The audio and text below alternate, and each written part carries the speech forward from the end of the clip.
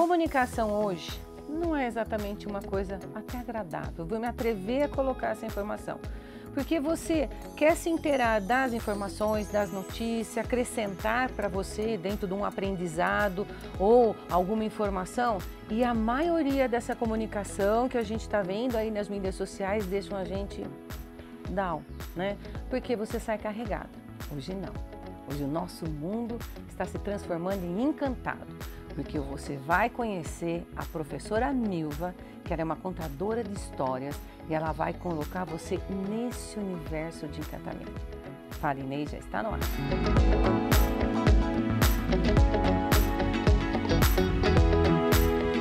É com imenso prazer que eu trago para vocês uma contadora de histórias. Nilva, super obrigado pela sua participação, sabe, imenso orgulho de você estar aqui. Obrigada, eu que agradeço essa oportunidade de falar um pouco mais desse mundo da imaginação que nos encanta tanto, a crianças e a adultos. Eu tenho a minha criança interior ainda, então ela tá toda em reboliço aqui agora. Mas vamos começar do começo, fala um pouquinho de você. Então, eu sou professora, sou pedagoga, mas venho do magistério. Então eu fiz o magistério e a partir do magistério, sempre contando histórias, porque como professora os livros fazem parte da nossa realidade, não é? A partir do magistério, então eu tive meus 3 filhos, que também contavam história para eles. Meu marido sempre encantado com a contação de histórias, então eu achava isso bastante interessante, ele pedia até para contar novamente. Então eu vivia contando as histórias para os meus filhos também. Mais tarde eu fiz então a pedagogia. Trabalhando ainda como professora na escola Escola Nova Lourenço Castanho, em São Paulo, nós tínhamos uma biblioteca dentro da salinha. Então tínhamos uma mini biblioteca, cada uma tinha a sua, e era bastante incentivado esse mundo da leitura para as crianças. Uma vez por semana elas levavam um livrinho para casa, na semana seguinte conversávamos sobre a história. E então aqui já em Jundiaí fiz pedagogia, fui trabalhar no Colégio Divino Salvador. Na pedagogia a gente se apresenta para as amigas, né? Para as colegas e tudo mais, e eu me apresentava contando histórias e elas diziam assim que eu contava história talvez de uma maneira diferente. Então eu fui buscar me profissionalizar também em contações de história. No Colégio Divino Salvador, fui trabalhar na biblioteca. Eles têm uma biblioteca belíssima que atende todas as turmas. E então lá, com um trabalho mais objetivo de contação de histórias e já também integrado ao conteúdo que as professoras trabalhavam em sala de aula. Ao mesmo tempo, nós tínhamos um projeto de incentivo à leitura no Centro Cultural Campo Limpo Paulista, mantido pela ThyssenKrupp, até esse ano, até o meio deste ano. E então então a contação de história fez parte da minha vida profissional e da minha vida pessoal, eu acho que sempre. E eu sempre digo que nós somos grandes contadores de história o tempo todo, né?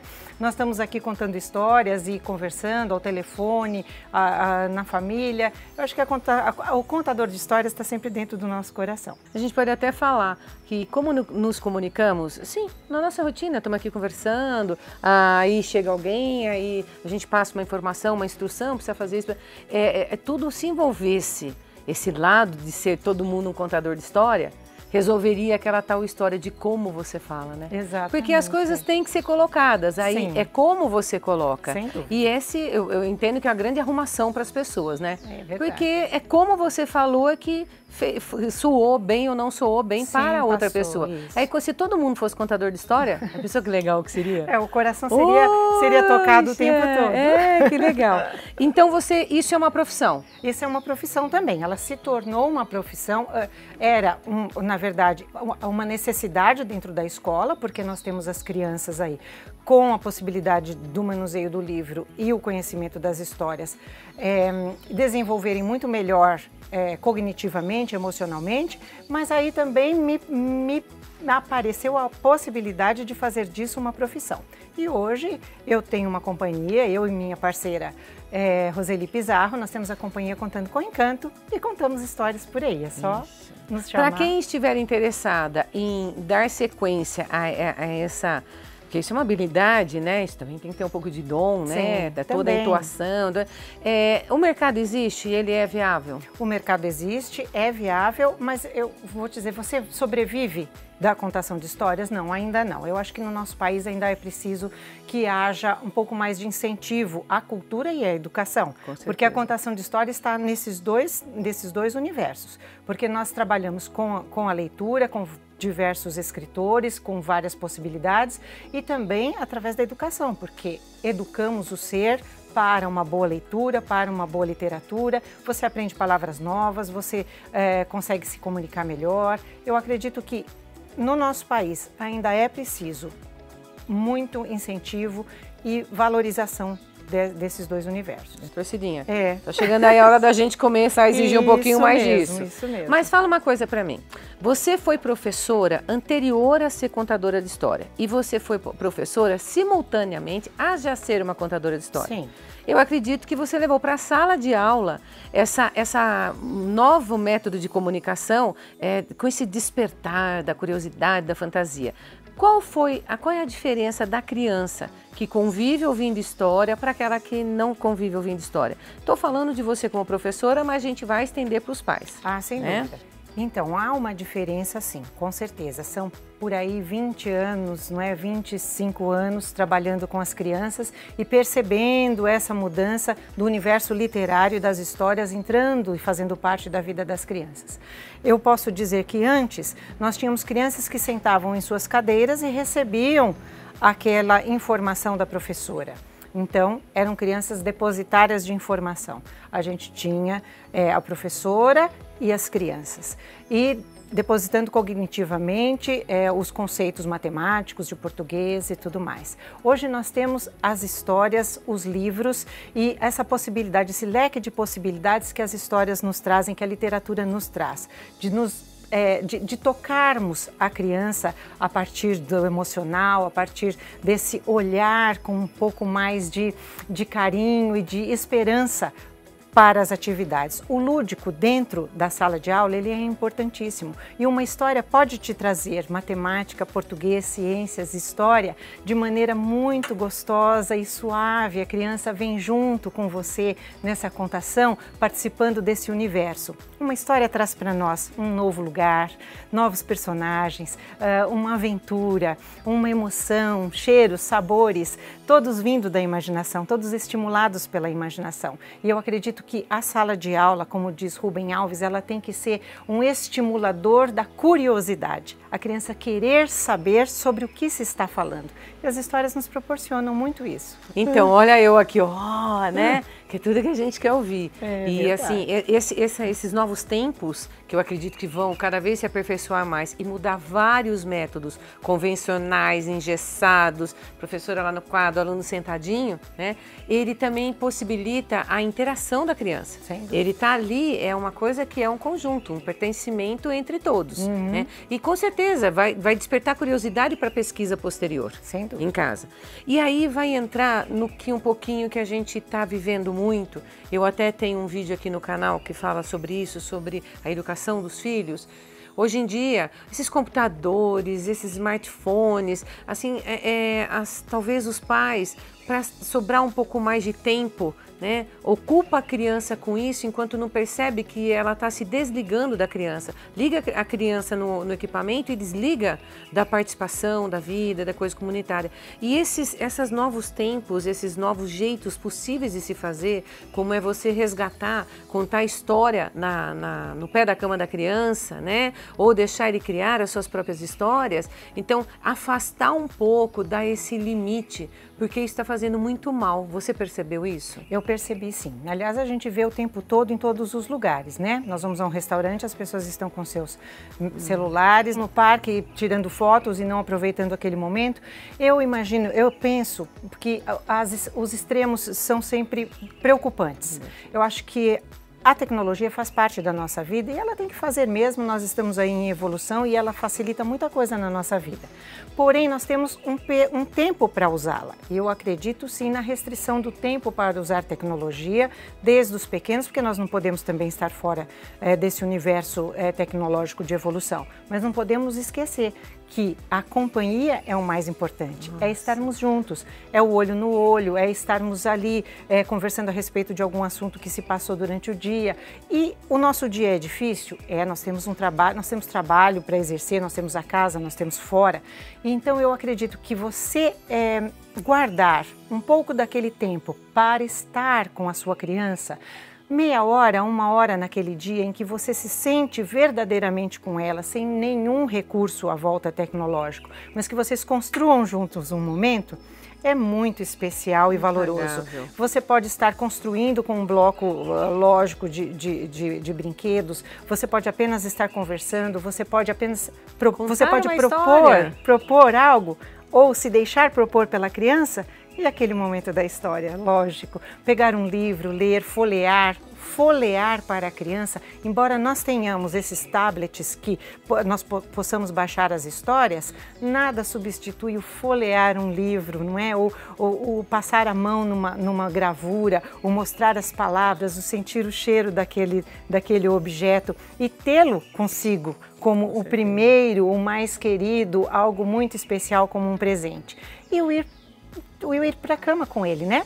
É hora de dormir, vamos ler uma história, estamos juntos, vamos contar, lógico que com todo o cuidado da escolha da história para esse momento e para qualquer um. Nós temos várias possibilidades aí na literatura, mas sempre com algum critério, não é? De uma boa história escrita com começo, meio e fim, que tenha uma boa mensagem para que a criança possa amadurecer os seus temores. Pois é, agora você está falando isso, me veio na cabeça uma coisa. Eu sou da geração, né, que o Robinson Crusoe, eu dormia com o Robinson Crusoe, Sei. Aventureira, aí Júlio Verne, assim, aquelas coisas que você, nossa, entrava naquele mundo. Acho que eu sempre fui meio destemida por causa disso, porque eu achava fantástico. Olha onde eu moro, no meio do mato. É. Então, ó, tem a ver com o que eu fazia lá atrás, com certeza absoluta, né? Com certeza. Aí, como a gente tem um tempo para as coisas, então eu queria que você falasse um pouquinho sobre esses livros que você trouxe. Ótimo, Mostra combinado. um pouquinho. Nós vamos falar e depois a gente deixa registrado lá na descrição. Isso, então na verdade, eu trouxe como, na verdade, uma dica também para quem gostar de contar história, de ler, para si também. Então, para os adultos, Histórias Curando Histórias, da querida Paula Furtado. É um livro, a Paula Furtado, ela trabalha histórias, contos de fada no consultório. Então, ela trabalha com a criança, contando os contos de fada, traz a família e pede para que eles leiam os contos de fada também. Porque os contos de fada trazem traços psicológicos muito importantes para essas dores, não é? Histórias curam verdadeiramente. Você passa por partes contadas pela história que fazem parte do seu universo pessoal. Eu acho que isso que torna o encantamento ainda maior. A heroína, ela vai passar por dificuldades e ela vai chegar a um final que ela vai ter uma resolução deste problema, alguns caminhos que ela pode seguir. E isso nos torna também capazes de resolver os nossos problemas, nos confortam o coração. Então, este é um livro muito especial. Quanta História numa História, é nossa querida Ana Luísa Lacombe. Ela conta aqui, na verdade, eu acho que histórias da sua vida, como ela começou também a ser contadora de história. Afinal, a nossa vida dá um livro, né? Poxa! Então, todo também mundo vale a deveria pena. escrever E a para sua, quem né? quer ser contador de história, é um abraço. Essa daqui é a descoberta da Joaninha para as crianças pequenas até os adultos. Se você for contar para sua criança, você vai descobrir quanto da Joaninha tem em você. Então é uma Joaninha que vai para uma festa de aniversário e ela vai encontrando as amigas que vão também. Só que ela se enfeita toda e as amigas não têm como ir porque elas estavam ocupadas arrumando a casa, ocupadas trabalhando, ocupadas em algum momento da vida e não tiveram tempo de se arrumar. A Joaninha, então, faz os seus empréstimos generosamente, divide com as amigas e o final é uma gracinha, vale a pena a gente ler. E esse daqui são técnicas de contar história. É para contadores de história profissionais também, mas é para você que quer estar com a sua criança em casa, você vovó, a mamãe que tem um período de férias com seus filhos, não sabe muito o que fazer, tem algumas histórias selecionadas e os recursos para que você possa desenvolver com os seus filhos, seus netos, a criançada que vai para sua casa. Então tem o teatrinho de sombras, como você pode fazer, os dedoches, como você pode fazer, o fantoche, e assim ela dá uma série de dicas para você brincar a partir das histórias em casa com seus filhos. E as minhas dicas sempre são, na verdade, a partir dos livros. Você fala assim, puxa vida, às vezes há muitas pessoas aqui no nosso país que não tem condição de comprar um livro. E fica nessa situação, mas eu não posso, tal. Temos a Biblioteca Nelson Fucci, aqui em Jundiaí, belíssima biblioteca, à espera do público, um espaço para todos os sábados, por volta das 10 horas, tem a contação de história, alguma apresentação especial para as crianças, é gratuito, inscreva-se, pode emprestar os livros e depois você devolve depois de um período de tempo. É um lugar fascinante, muito gostoso de estar. Olha só, gente, uma dica bacana para esses livros. Podem ser ótimos presentes, né? Sem dúvida. Porque são coisas diferenciadas e para um público assim que quer fazer a diferença. Isso mesmo. Né? Olha só, a gente pode ficar aqui um tempão conversando que o assunto não acaba mais. Mas nós vamos fazer duas coisas. A Milva vai encerrar com uma historinha, e essa historinha aqui é aquela mensagem dela no seu coração. Já vou falando para compartilhar, para curtir. Deixa um beijo enorme no seu coração. Nilva, a plateia é sua. Muito obrigada, já agradeço então a oportunidade. Havia uma caverna subterrânea que tinha apenas uma saída para o mundo. Dentro da caverna, alguns prisioneiros colocados de frente para uma parede. Eles só tinham a visão de sombras que se mexiam. Essas sombras eram provocadas por pessoas que passavam na porta da caverna, entre a porta da caverna e uma grande fogueira. Essas pessoas então acreditavam que aquelas sombras se movendo eram a sua realidade, eram a verdadeira vida.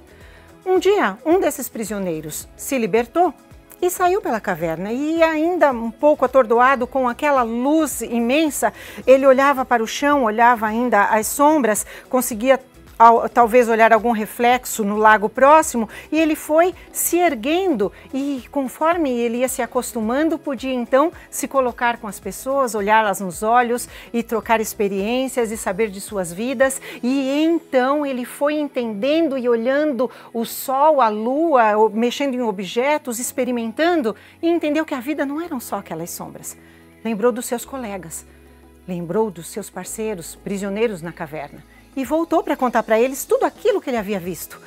Contando tudo aquilo, os prisioneiros acharam ele um louco. Mas você é louco, você agora vê menos do que nós aqui na caverna? Sente-se e fica aqui, a realidade são as sombras. E então o iluminado entendeu que cada um, para encontrar a sua liberdade, tem o seu tempo.